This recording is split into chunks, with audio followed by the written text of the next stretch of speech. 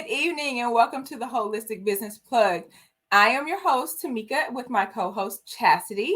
And tonight we are unraveling the world of business fraud. Yes, absolutely, Tamika. Business fraud is a silent, unseen enemy that we all need to understand and guard against vigilantly. Yes, so it's disheartening to see hardworking entrepreneurs fall victim to such deceitful acts. But the key is not only awareness, but action. Yes, let's kick it off by understanding the various dangers lurking in the shadows of the business world. Yes, so we have several different types of business fraud. So let's just cover a couple of them. Okay. So let's talk about asset misappropriation. Right. Asset misappropriation happens when an employee takes or misuses company assets for their gain. This type of fraud can look like simple theft or abuse of company goods or services. Do you have like an example of that? So yeah, of course. So that's basically like people don't really think about it, but when you're using your company email to send personal emails or you're using the company copy machine to make your personal copies, that's asset misappropriation. You're using company property for your personal use. Now that's getting a little touchy because it's a lot of people.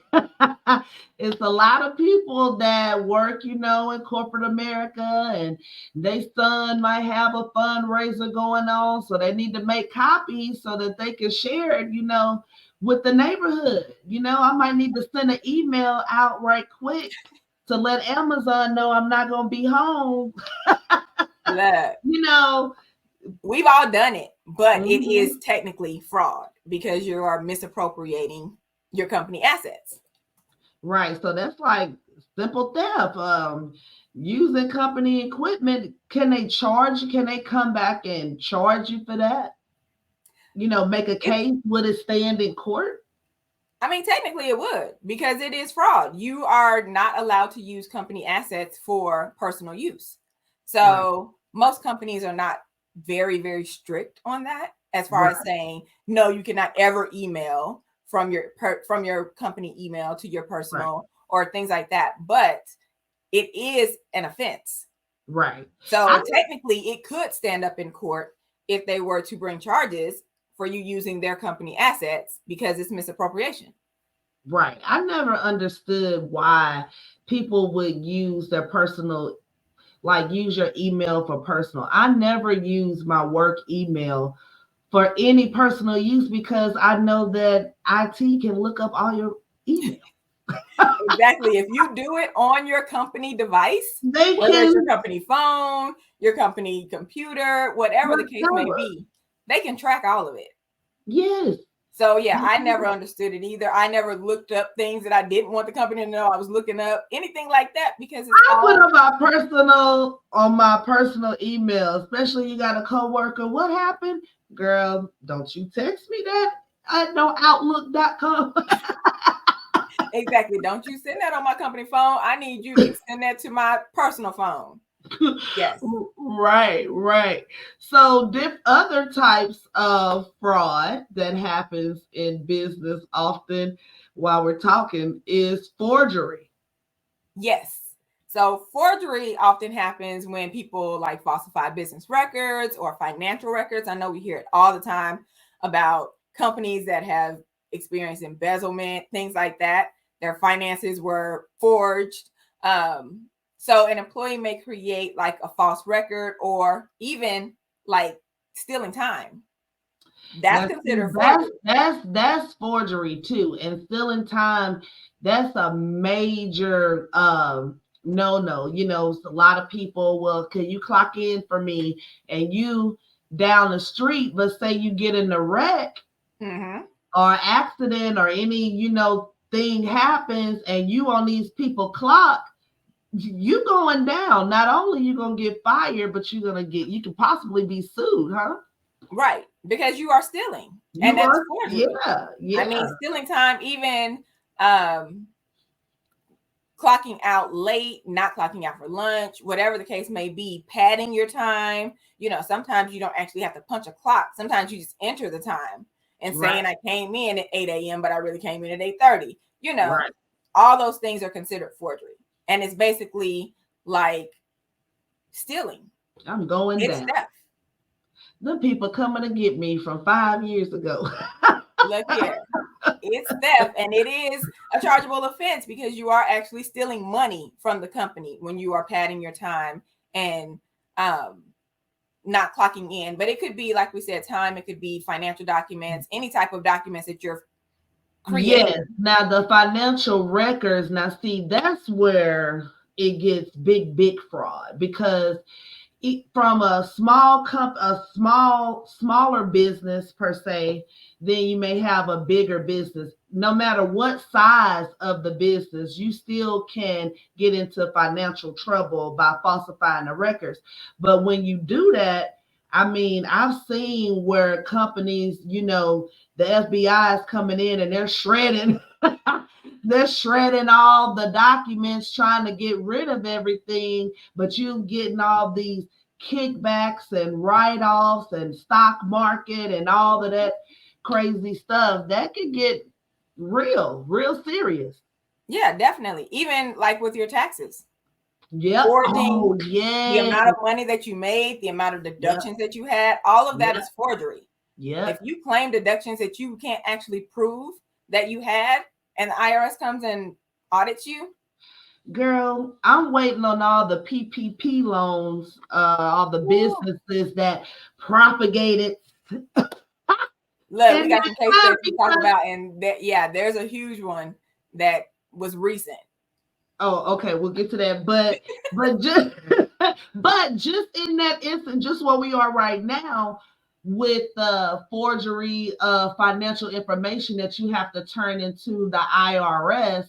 I mean, and filing with these LLCs that have popped up, you gotta have the paperwork or paper trail to back that stuff up that you claim it. Exactly. And I tell people all the time, a lot of times, we were in the pandemic and everyone started an LLC, and when you start that LLC, you basically take on the responsibility of having a compliant business. Mm-hmm. So I get clients or potential clients that are like, I got this notice from the IRS that I owe $2,000 in taxes, and I haven't made any money. I haven't done anything with this LLC, but you didn't tell them that you didn't. When you Guilty. created that entity, Guilty. And that was just because I was learning, this is my first year, mm-hmm, and I got that paper and I was like, wait a minute, what happened? mm-hmm, And I had to find out, like, oh, okay, you have to do this report just to right, let them know I only made this much or I made this much to stay in exactly. compliance. Yeah, Exactly. So you can't just that's so have, true. business So entities out true. there in the world and you're not doing anything with it. I thought I was going You to still jail. have to report on those things. So yes. Right. Yeah, I thought I was going to jail. I said, oh, Lord Jackson, they coming to take the business and everything. I owe these people. It's But definitely a serious thing. yeah, that's definitely serious. Y'all don't want to be out here falsifying your badges, your records. Another thing that happens in business fraud is inventory. People stealing the goods. Exactly. So it depends on what type of business you're in, but you may have people that are stealing actual products from the store, or from your business, selling them for personal use. Um, a lot of times people are changing the inventory records, which goes Records. back to Right. forgery, Right. changing the records to make it look like, oh, we only got 2 pallets in and we really got 3. Right. So Right. yeah, those are other ways that there could be fraud in business. Right. You do not. The last thing you need is your inventory getting stolen from either the people that you work with, or if you are a business owner committing fraud and, working those numbers, then Mm-hmm. And you you got to have make a. sure that you are keeping like your receipts and stuff. Mm-hmm. Because you may say, oh, well, we only got this many, but if you can't prove it, or we got this many, like I said before about the deductions, claiming deductions that you don't actually have. Right. If you can't, I mean, if it's not written down, it didn't happen. So you got to make sure that you're keeping up with that paperwork to make sure that you're able to prove that it's not fraud. Yes, paper trail, paper trail. I mean, I told Jackson about the QuickBooks receipt thing that you can just take a picture and then upload your receipt because you had put me on to that. It's only $1 a month right now. This fool still putting all his receipts, girl, in these grocery bags. We got Look, maybe that's a man thing because I know at tax time, we are going through thousands of receipts, separating them, putting them wherever. Yeah, I think it's a man thing. And every year I say, just give me the receipts. I'll put them in the system. I will take the picture with my phone for you, sir. Stop it. But that's just saying, like, you got to keep that paper trail. I mean, Jackson got like 4 grocery bags full of receipts. Just gave me one yesterday because he cleaned out the truck. And he was like, don't throw this away. It looked like trash. Are we going to be able to see these numbers in January? Right, because the receipt going to fade. How many receipts do I throw away? It's like, I can't even see what this says. So the ink is gone, brother. But you guys, we're gonna take a quick commercial break and we'll be right back. Are you a busy business owner with no time to promote your brand? Tired of trying to figure out what captions to write, what to post, when to post? You still haven't mastered graphics and how to use hashtags? At Chastity Does That, we will help you save time and money by doing these things for you. Allow Chastity Does That to manage your social media platforms, giving you time to grow and expand your business. Welcome back to the Wholistic Business Plug, where we are talking about fraud in business and the different types of fraud. So we left off talking about inventory theft, where the stealing of goods for resale or personal use. Now we want to get into account fraud scammers.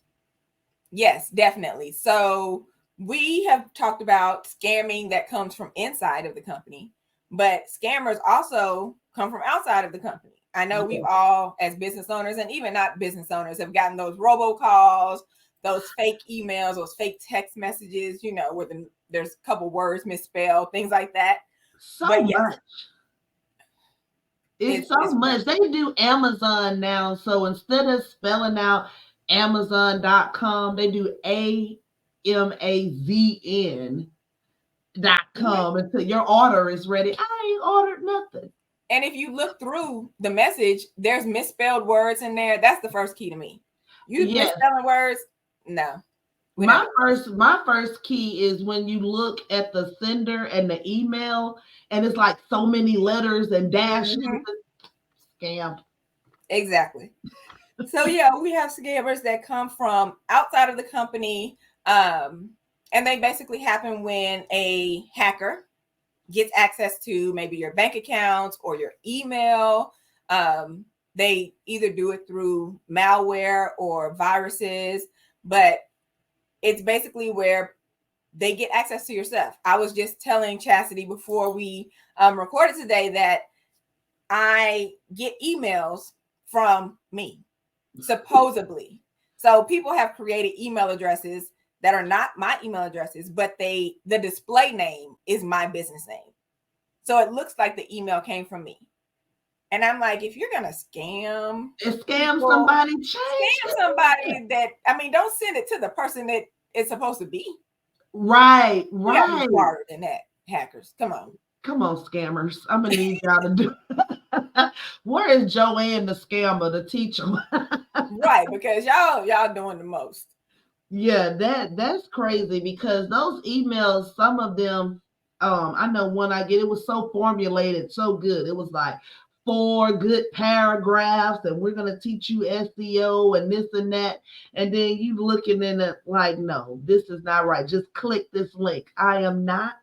So you can take all my stuff. I get lots of emails that don't have anything in the body other than the disclaimer, but it has an attachment. And it'll be, here's your invoice, or we've processed your payment, or something like that. Something that triggers you to want to open it. You want to open it to look like, thinking, wait, what payment? What? Yeah. What are you talking? Yeah. Right. I get them all day, every day. And then, we definitely get those emails from, your long lost relative has left you $500 billion. They left you to send us $2 million in order to send you your $500 billion. Listen, my grandma 86. So my cousin, we in a group chat, and she was telling us how then played the person. They called thinking they was about to get some money from her. She said, so all I have to do is send you what? $78, and you gonna send me $700? And the man was on the phone like, yes, ma'am. Just let me know when you're ready. She said, well, let me get my purse so I can get my card number. She say, and she started giving, she told him, oh, baby, I can't see none of these numbers, and hung up on the man. Yeah. She just played the game with them, but they will take it. And my husband will play the game as well. I actually was talking to someone else, and they said someone called and was like, your social security number is being removed from the system because this. And, and this person told them, well, remove it, because that means I ain't got to pay child support, and I ain't got to pay taxes, and I ain't. No, this person ain't got no child support. First of all, stop. They got mad and cussed at him and hung up the phone. Look, it's a guy now that's on one of those social media platforms. He's a hacker, and he's hacking into their system while they call him on video and phone. And he's like, you're not at that location. You have on a red shirt right now. And the guy on the other end is like, what? How do you after the show today, I'm gonna send you a video. I'll post it in our Wholistic Business Plug group so you all can see this crazy mess. It's crazy, and it's fun and to play along with it. But there are other, they are getting smarter. Yeah, and they are actually I've told my husband to stop talking to them, because they're literally taking your voice and using it in AI to create and trick your family members and trick people to think that it's you calling. So you don't want to give people that access to your voice where they can create other things. So it's, it's funny and laughable when you're playing along and then you hang up the phone on them, but they are getting more sophisticated. So definitely. Did you see that scam? Did you see that scam alert on the news a couple months ago about someone thought it was their daughter calling, and they'll say, I'm in jail, I need bail money, and you don't have time to verify that. You just sending money. I said, man, that's wild. And then taking the AI pictures, taking your photographs, that's why I don't use those AI apps. I'm not putting my pictures in there. You're gonna have to get them from somewhere else. But scammers are definitely getting more sophisticated. So what about how sophisticated they're getting with that payroll fraud? So that's kind of like that's basically embezzlement, right, of the company funds, right, using the payroll to commit payroll fraud. So another way is padding your time. That's technically payroll fraud because you are getting paid more than what you have worked. So you're falsifying your timesheets, creating unauthorized bonuses, paying fictitious people, or terminating people that's not even employed. Exactly. Somebody that you've made up, that you've put on payroll. I've talked to people where they are trying to pay their children, which is a thing. You can pay your children, but they have to be able to complete the work. Like the work has to be age appropriate. Oh, so you mean they got their newborn on the 10-9? Look, And I've actually had somebody ask me about putting their baby on payroll. And I'm like, they can't be on payroll if they can't work. Now you can put your 3-year-old on payroll. They got to go in here and clean up the office. Okay. You did not have someone. Yes, I did. No, you didn't. Somebody asked me, how do they go about putting their child on payroll? Why would you tell me this on air? I'm sorry. But yes, and it was a baby. And I'm like, yes, you are allowed to put your children on payroll as long as they are able to do age-appropriate work. Age-appropriate work, bro. The baby can't hold their head up. They cannot work. So no, you cannot put this 3-month-old on your payroll. It does not work like that. So yes. That is very funny to me, but people are out there doing it, and not just like not with the kids, but doing fictitious, paying fictitious employees or employees that's been terminated, or just falsifying records to get a bigger adjustment. And yeah, you can definitely get into big trouble with the IRS doing that.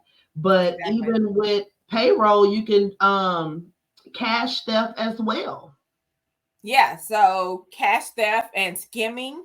So just say someone is working as a cashier, and the change is $4, and you're only giving the customer back $3, or you're taking $5 out of the register. And most people don't get terminated for their till being $1 short. $1 or so off. Yeah. Right. So skimming money, and it's common, like I said, in places where people are dealing with cash. So restaurants, grocery stores, markets, stores, things like that. But they basically are skimming cash. Right. And reducing what the profitability is, making sure that, and they're not claiming that money. Of course, they're not claiming the stolen money on their taxes. So that's also fraud.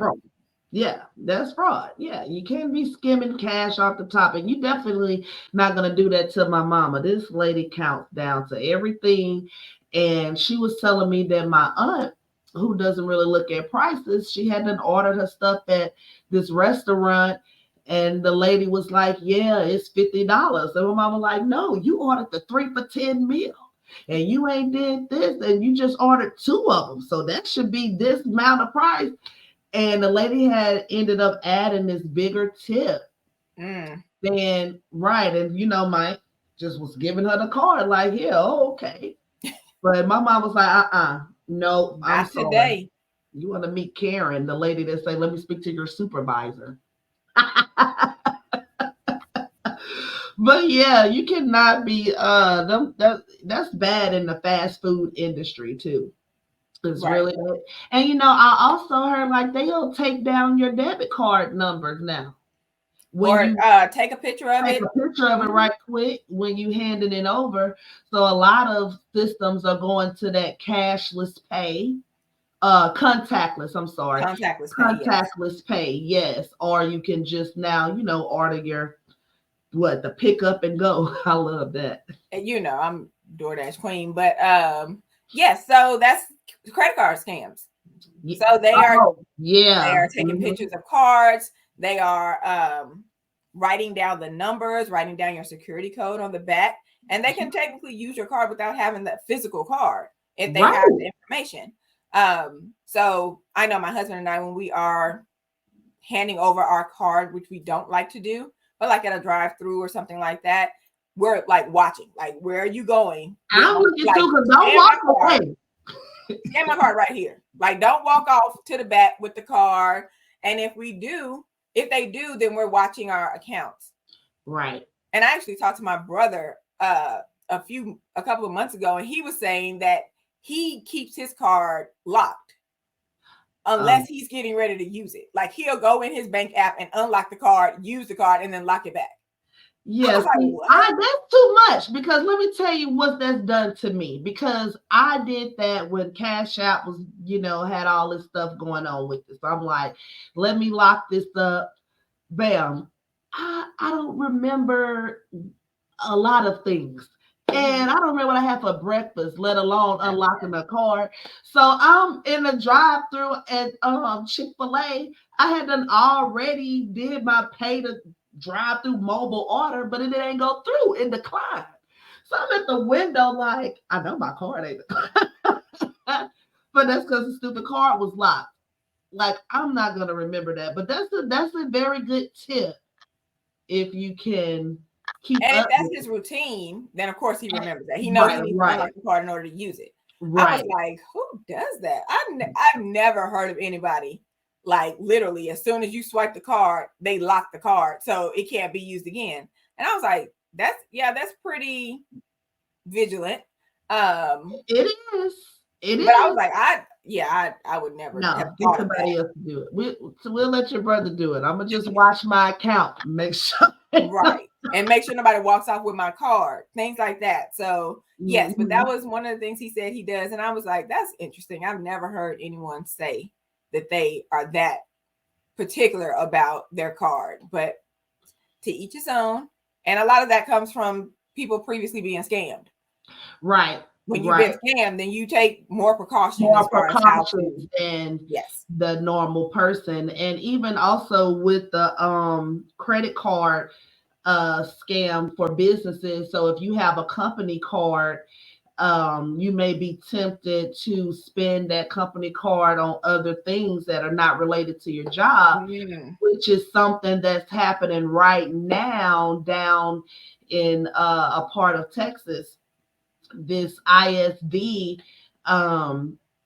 this lady, she's a Black Panther lady. She's awesome. I've seen, I can't think of her name, but she attacked this whole panel and she was like, you supposed to be spending our tax dollars on this. And then she put up a picture, but I see you spending it on this. Like she had receipts of what you're supposed to be using your company card on. And those elected officials,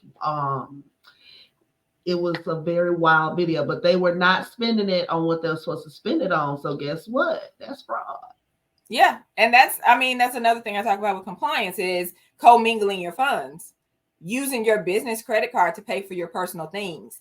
That is one of the quickest ways to lose your liability protection. So you definitely don't want to, and technically that's a credit card scam. You can't use a business credit card for personal items. So you want to make sure that you're being very conscious of that. Right, absolutely. I think we had touched on business email compromise, and that's just basically with the phishing scams, people trying to hack, spoof, or impersonate your business email addresses. And that's like even if you work for corporate or you are self-employed, especially in that corporate space, they tell you all the time. I know when I was working for the state, watch out for these emails. Don't click on this link. If you don't see .gov at the back of the email, then it's not us. And that's even with the IRS. They tell you that too.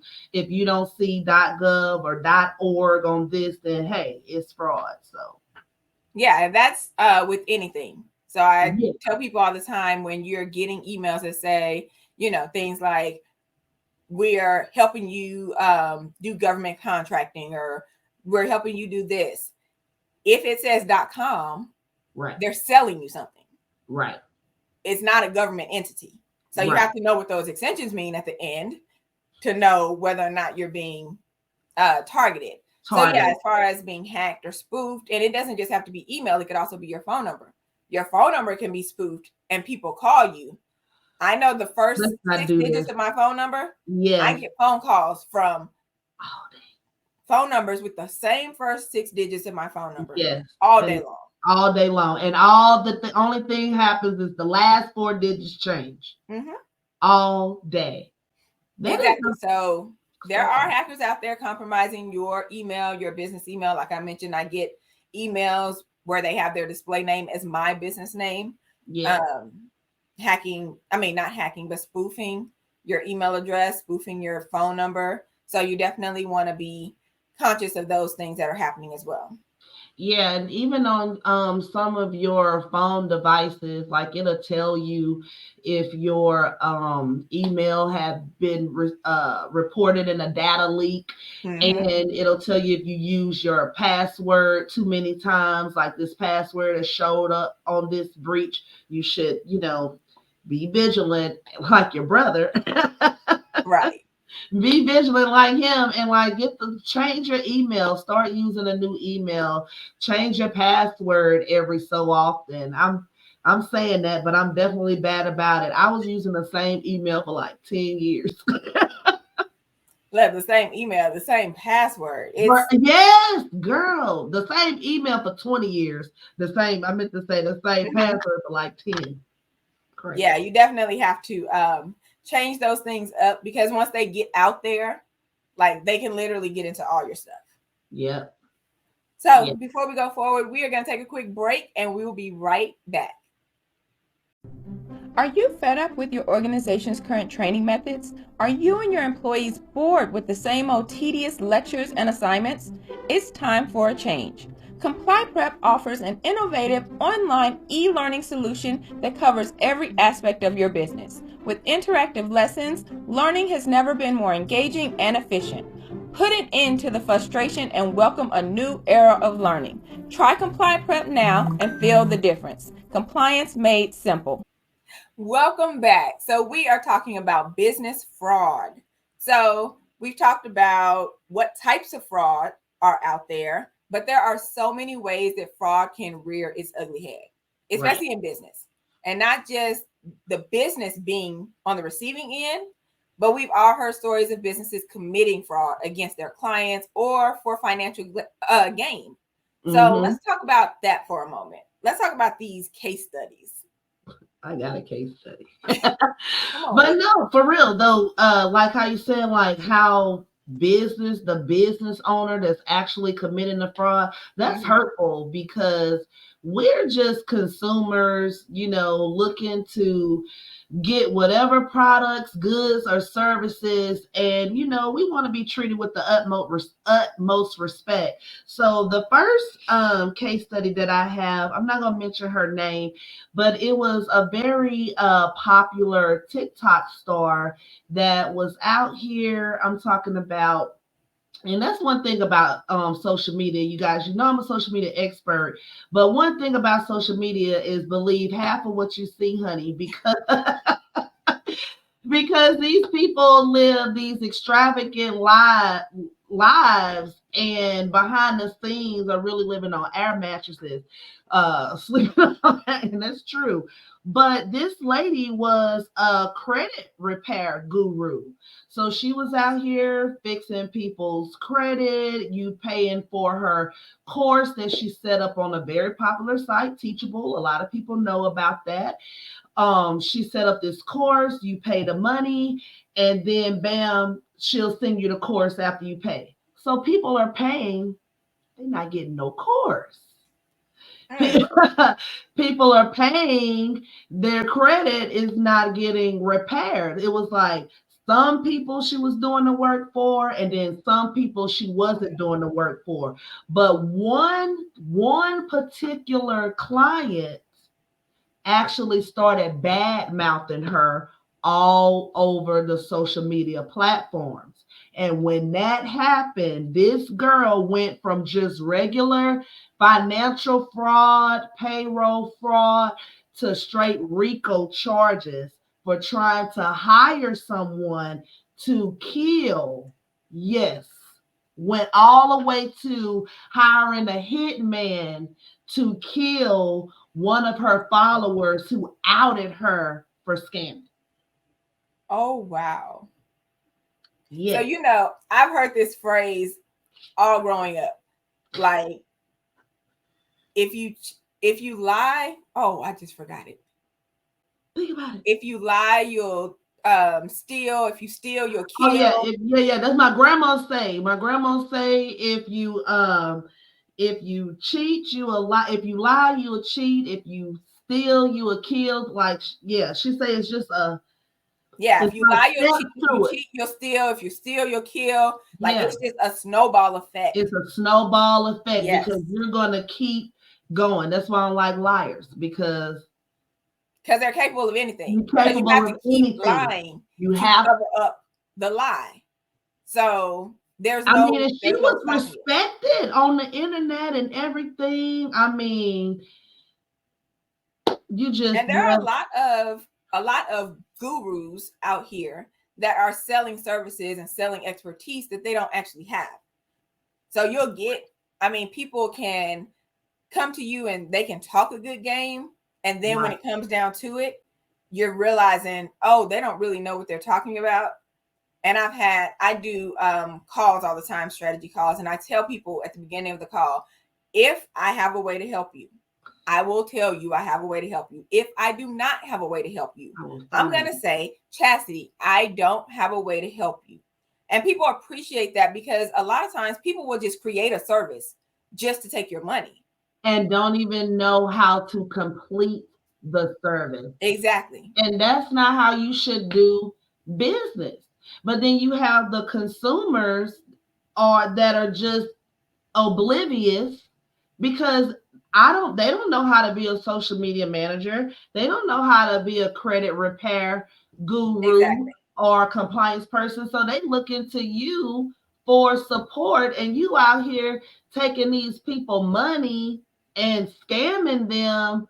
And now you mad because they talking bad about you. So now forget the scamming. You done went home attempted murder. That is crazy, because you have to cover up. You have to cover up the fact that you cheated all these people. Yeah. And the only way to get rid of the negative talk is to get rid of the person that's talking. I assume. I mean, I ain't about that life, but I would assume that in your mind, because you have created this elaborate scheme, you have to keep it going. Yeah. And you have to keep it hidden. You know, there's people like you and I that are out here suffering from imposter syndrome, feeling like people gonna figure us out as a fraud, and we're not frauds. And then the frauds are out here like, I'm just out here living my best life. Living my best life, getting everybody money, honey. Another case study that I thought was I don't know, good to bring up was like, you know, the scammers really be scamming. This lady was telling people, like, you know, how she got all these luxury cars and how, you know, you can live a life like her and you can do it as well. Well, she was going to the dealership just taking pictures, like with a little Louis bags and Coach bags, nothing in them, empty as I don't know what, and taking pictures in front of Range Rovers and stuff. And she actually got called out by the salesman at the dealership, and he put her on video and outed it or whatever. So that's how. Oh wow, it's crazy the audacity of people to think that they can just put up this facade. And everyone's going to believe them and believe that they're in this place. Like we say, social media there are people on social media that are real, and you can tell that they are real. But those people that, you know, they live the perfect life. And there are other case studies that don't have to do with social media. But of course, you know, I work in the healthcare industry, so I see case studies every single day of physicians, clinics, things like that have encountered fraud, and not necessarily on the receiving end, but they have committed fraud. So one of the studies was back in 2022, where there were these two North Dallas. So we're in Texas. So we're going to talk about some Texas cases here.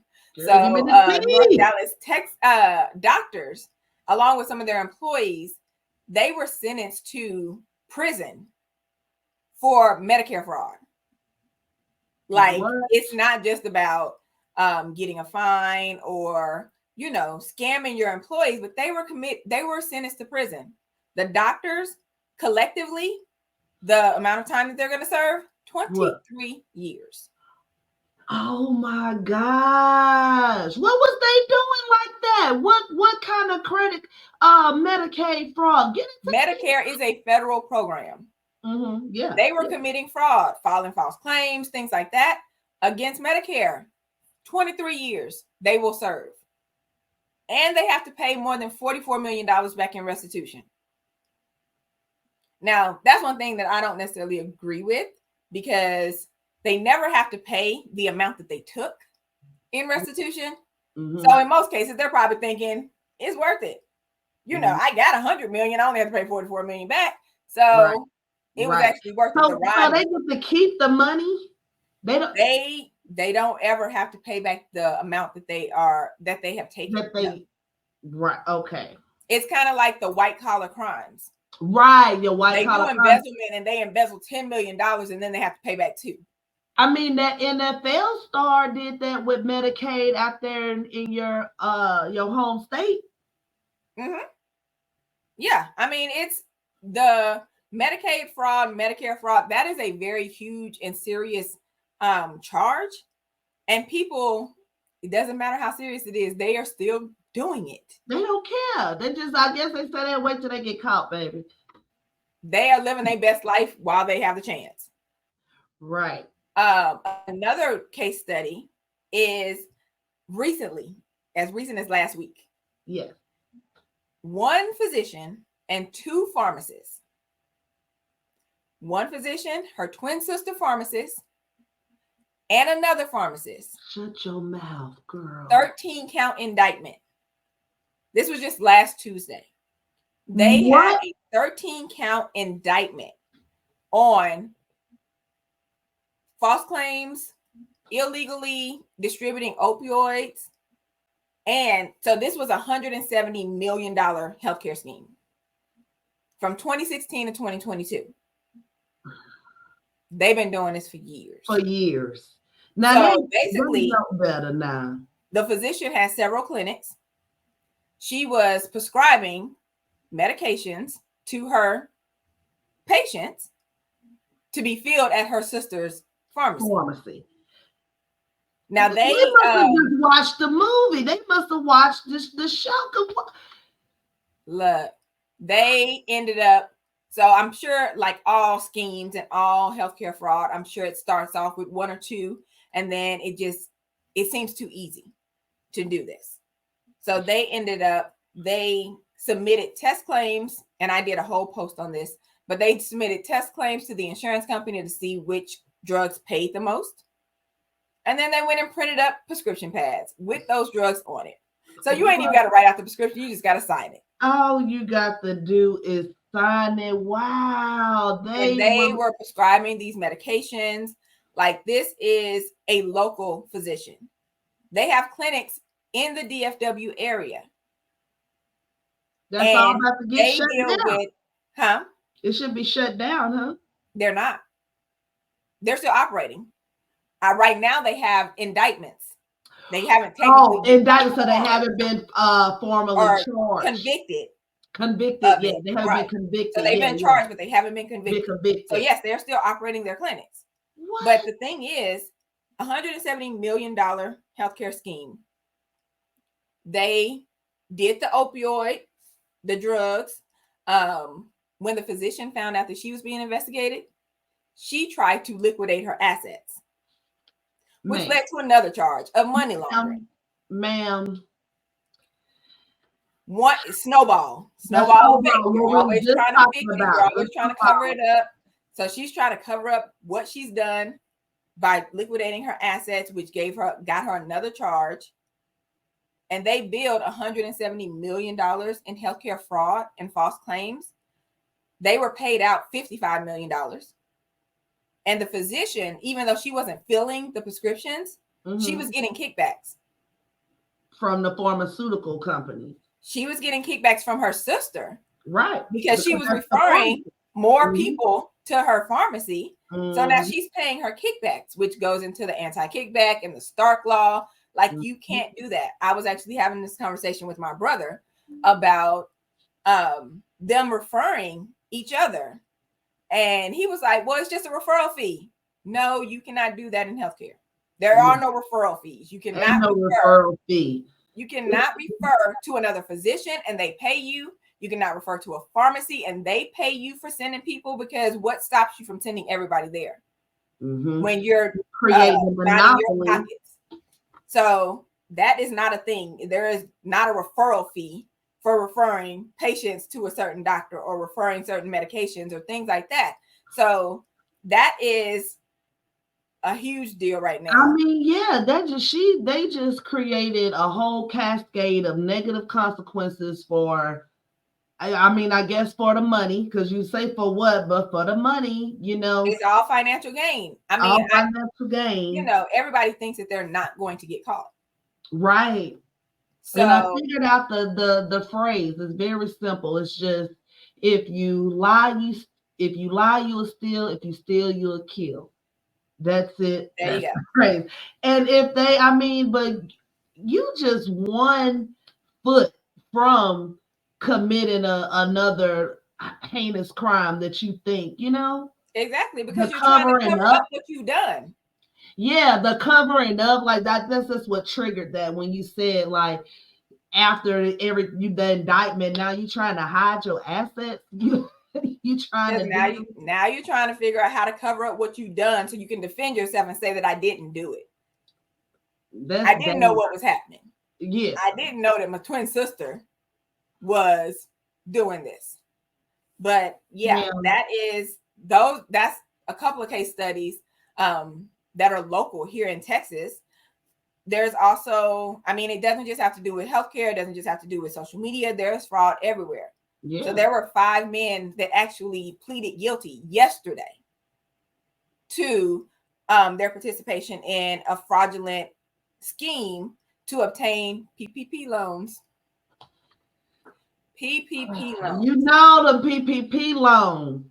They fraudulently obtained millions of dollars in PPP loans. What state? They're here in Texas. Oh, in Texas. Okay. Yes. What?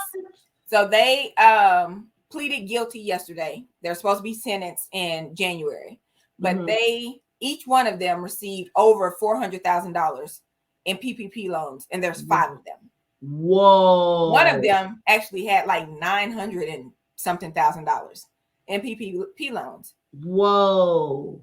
So, like, fraud is everywhere. It is. I mean, even if you are a hairstylist, I mean, I just saw a girl get scammed.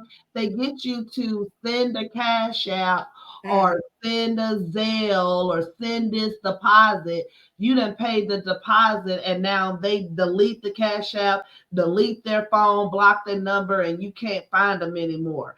I mean, my kids got scammed.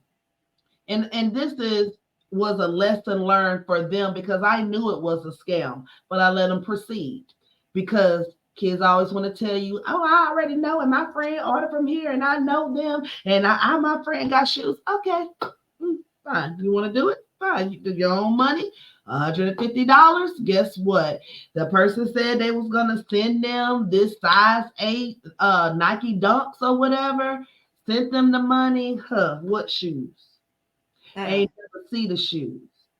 And I'm like, that's a scam. You just, everybody is being scammed. It is, and on every level.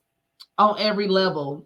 I wanted to bring up really quickly, and I'm pulling it up now if y'all see me looking down, but I want to make sure I get the numbers right, because right now where we are is more than 95,000 people reported about 770 million in losses to fraud initiated on social media platforms in 2021.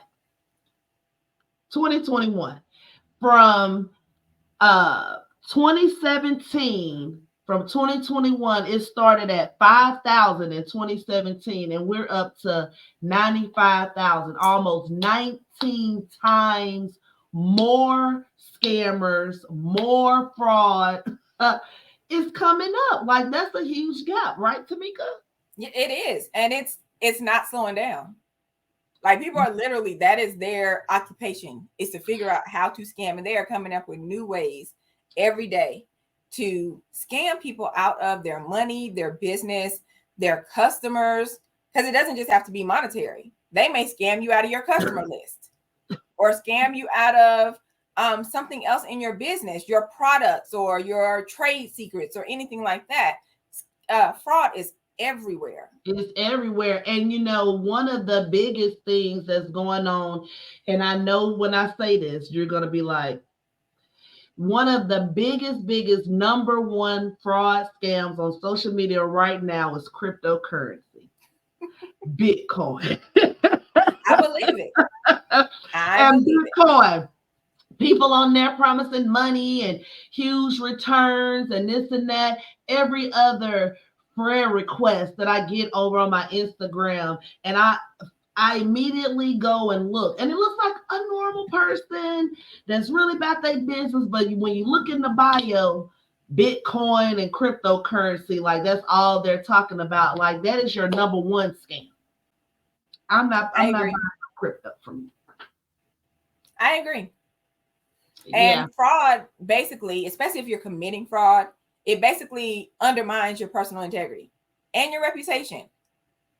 So once it breaks the trust that you have between your patients, your clients, your family, once that's broken, people are going to want to distance themselves from you, leaving you isolated, personal, on the professional and the personal side. I'm pretty sure that those sisters that are committing fraud, there are people that are distancing themselves from them because nobody wants to be associated with that.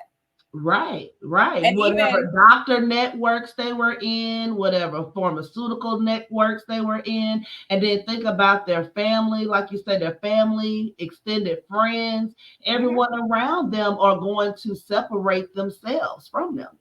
Exactly. And I tell people every day that compliance issues are public information. Yes.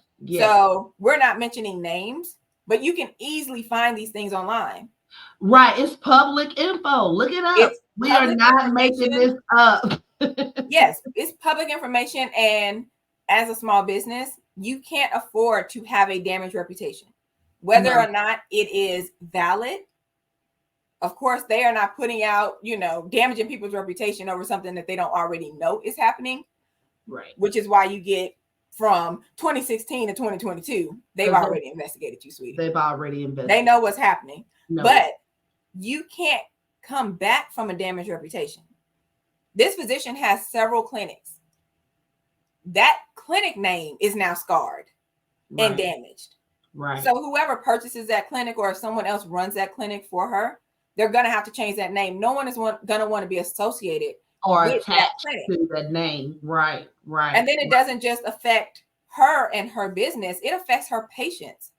Right. So now her patients either have to find another doctor, or they have to deal with the fact that their physician is now being indicted on charges. And I'm pretty sure that her clients or her patients are looking at the fact that, oh, I have prescriptions from her sister's pharmacy. How am I going to get my prescriptions filled now? Like I'm caught up in this scam. Right. From no fault of my own, no decision that I made. I have literally been dragged into this scam because someone decided to be a doctor and a pharmacist who I trusted because they decided to do fraudulent activity. Now I have been pulled into this scam without, unbeknownst to me. Unbeknownst to me, right? And that's not fair to me as the customer. But they're not thinking about that. And that's the thing. Even with this whole segment today, business fraud, we're telling you guys what the fraud is and maybe, how to recognize it. But the person, the business owner that's actually committing the fraud, we the consumer is not going to see it until it's too late. Exactly. You're not even going to know because it just looks like business as usual. As usual, yes. And we're trusting these business owners. So, look, we got to vet these people. But we're going to take a quick break, you guys, and we'll be right back.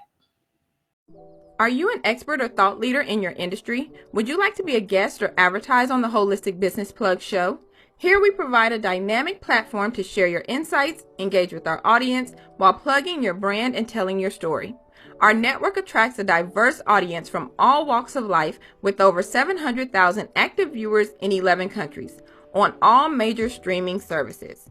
Don't miss the chance to take your business to the next level. Contact us and let us help you reach new heights. Welcome back. So we have been talking about business fraud, the types of business fraud. We had some case studies that were very interesting.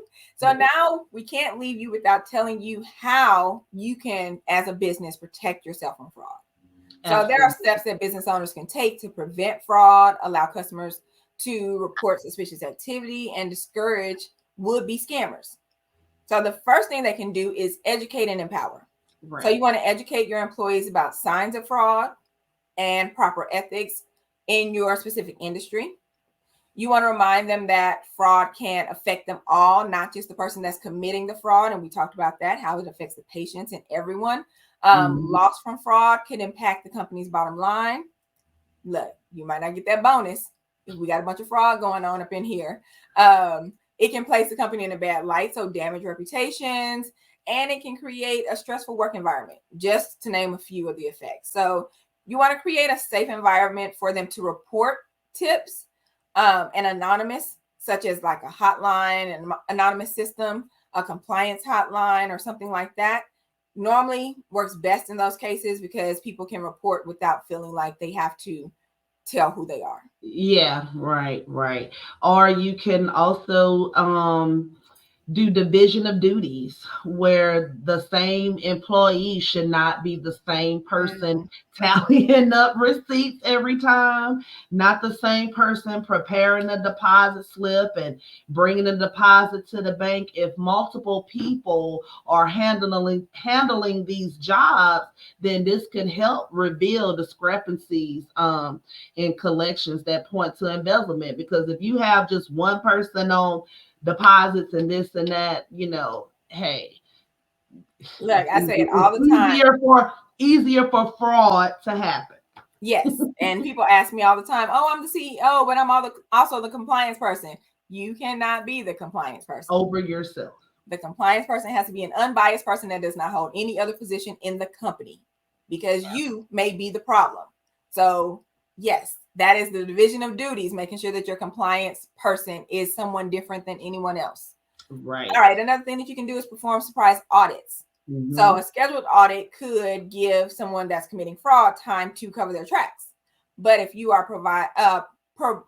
performing scheduled surprise audits and checks on your operations, your bookkeeping, you can catch some irregularities that could signal embezzlement or fraud, and you'll be able to catch those without alerting anyone that you're actually looking. Right. Another thing you can do also is know your money. Do your best to understand how money goes in and out of your business. Know the details surrounding your methods of payment, who has authority to make those payments, and what steps are in place to ensure that the payments are legitimate. And knowing your money and how it works in and out your business, those are foundational things that should be handled at the start of your business. Yes, definitely. And last, you can also document and have internal controls. So proper documentation allows a business to control and to verify their deposits, cash totals, and other things. So I always say, if it's not written down, it didn't happen.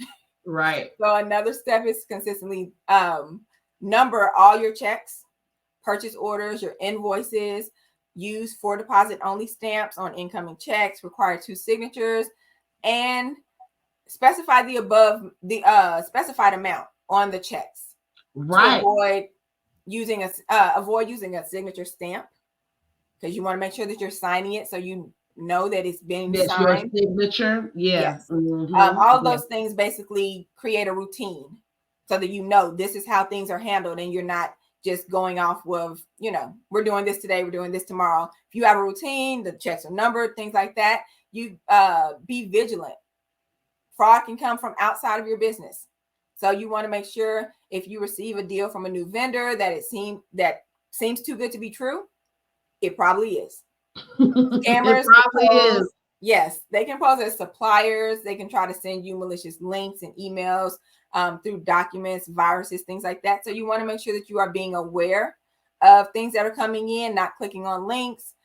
Make sure you have documentation and internal controls when you are operating your business. Right. Absolutely. So you guys, we have talked all about fraud in your business, what to look out for, the different types. So now we are going to roll into our favorite session, is what are we reading? And this week, we are reading Your Next 5 Moves, Master the Art of Business Strategy. This is by Patrick David, and it's basically a book that's going to help you gain clarity on what you want and who you want to be, strategy to help you reason in the war room and the boardroom, growth tactics for good times and bad, skills for building the right team based on strong values, and lastly, insight on power plays and the art of applying leverage. All right, so I'm super excited about reading that book this week. Hopefully you all will join us.